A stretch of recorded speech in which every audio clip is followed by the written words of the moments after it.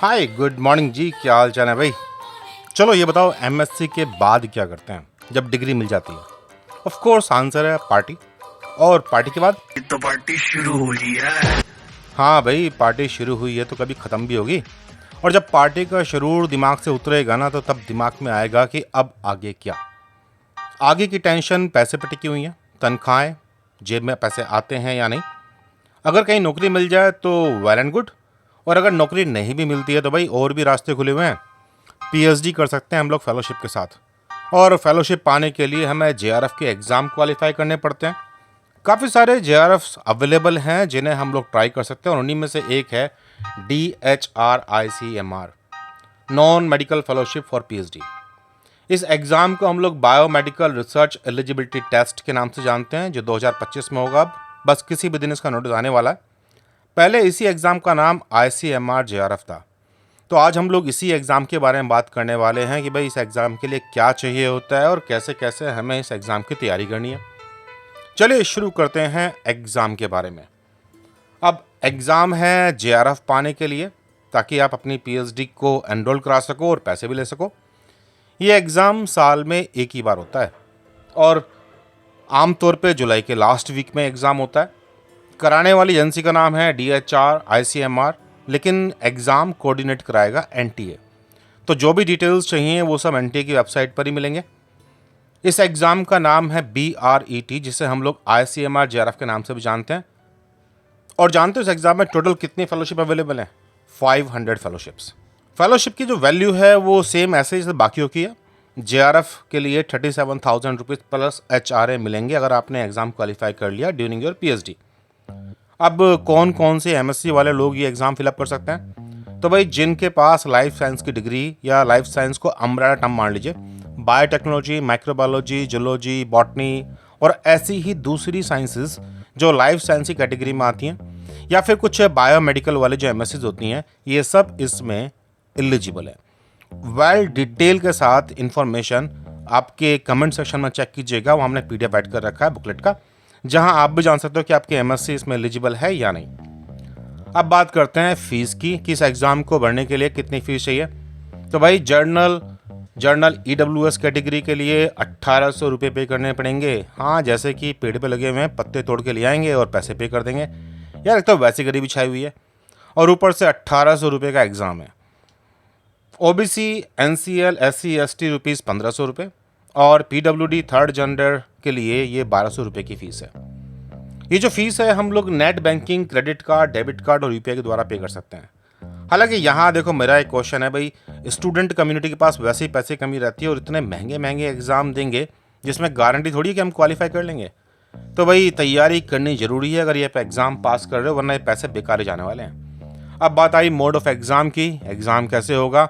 Of course आजकल सभी exam computer पे होते हैं, तो ये भी कंप्यूटर पे होगा। 2 घंटे का एग्ज़ाम है और सिर्फ इंग्लिश लैंग्वेज में क्वेश्चन आएंगे। MCQ ऑब्जेक्टिव टाइप, मतलब ये कि एक एक लाइन के क्वेश्चन होंगे और वहाँ पे 4 ऑप्शन होंगे, उनमें से एक ऑप्शन सही होगा।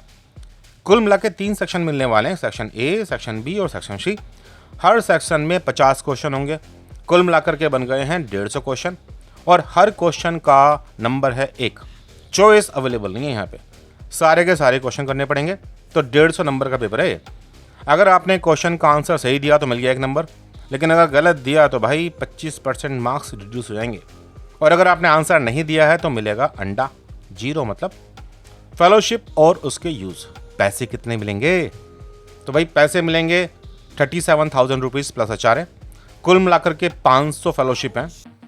तो इसमें कौन से बड़ी बात होगी? वैसे भी तुम्हें तो केवल एक ही फेलोशिप चाहिए ना, 500 थोड़ी चाहिए। तो तुम केवल अपनी ही फेलोशिप क्वालिफाई करने पर जोर दोगे और बढ़िया तैयारी करोगे तो अपनी एक फेलोशिप इन 500 में से ज़रूर निकाल लोगे। तो जितने भी लोग एग्ज़ाम देने आएंगे उनमें से केवल 500 लोगों को ही ये जेआरएफ मिलने वाला है।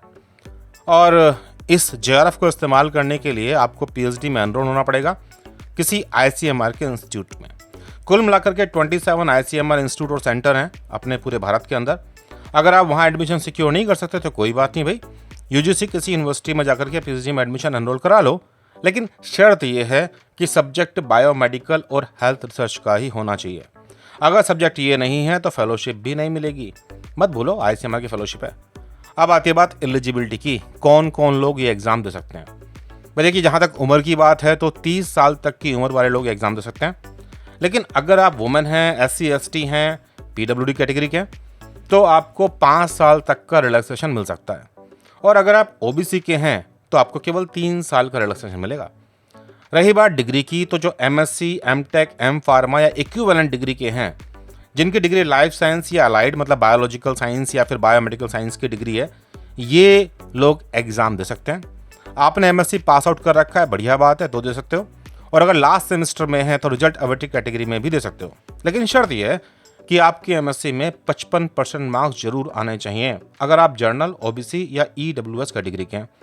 और 50% मार्क्स की रिक्वायरमेंट है SC ST PWD। इस बात को ऐसा समझो कि अगर आपने JRF क्वालिफाई भी कर लिया और आपके MSc में इतने % मार्क्स नहीं हैं तो आप JRF को यूज़ नहीं कर सकते। तो कम से कम इतने % मार्क्स तो ले ही आओ। और आजकल तो यार वैसे भी कौन MSc में इससे कम नंबर लेके आता है, ज़्यादातर 70% 80% नंबर लेके आते हैं। अब आती है बात पेपर के पैटर्न की। भाई सेक्शन A, यहाँ पर जैसे कि मैंने बताया कि कुल मिलाकर के 50 कंपलसरी क्वेश्चन आएंगे और ये क्वेश्चन है जनरल एप्टीट्यूड के। सेक्शन B में भी आपको 50 कंपलसरी क्वेश्चन मिलने वाले हैं, लेकिन यहाँ पर सब्जेक्ट जो है वो बायोलॉजी का है और बेसिक मेडिकल साइंस का, जैसे कि बीमारियाँ कौन सी होती हैं, कौन बीमारी कोज करता है टाइप की। अब सेक्शन C में भी 50 क्वेश्चन मिलने वाले हैं आपको जो कंपलसरी हैं, लेकिन यहाँ पे कुल मिलाकर के 11 पेपर हैं। इनमें से कोई सा एक पेपर आपको सेलेक्ट करना होगा और उसके 50 क्वेश्चन सॉल्व करोगे। जब इन सब में बढ़िया नंबर लाओगे तभी JRF क्वालिफाई करोगे। अब ऑफकोर्स अगला सवाल ये आता है कि भाई इन सेक्शन में जो भी क्वेश्चन आने वाले हैं उसका सिलेबस क्या है। एक जमाना था जब कभी ICMR सिलेबस के बारे में बात नहीं करता था, लेकिन अभी तो वो सिलेबस भाई खुल करके बताता है। जैसे कि सेक्शन A की बात करें तो एप्टीट्यूड सेक्शन के अंदर जहाँ 50 क्वेश्चन मिलने वाले हैं, वहाँ पर आपके पास सवाल आएंगे रीडिंग कॉम्प्रिहेंशन से, रीजनिंग एबिलिटी से, एनालिटिकल एबिलिटी से और क्वांटिटेटिव एबिलिटी और क्वांटिटेटिव कंपैरिजन से। कुल मिलाकर के ये 5 हेडिंग है, तो मान लीजिए कि 10-10 क्वेश्चन हर हेडिंग पर मिल ही जाएंगे आपको।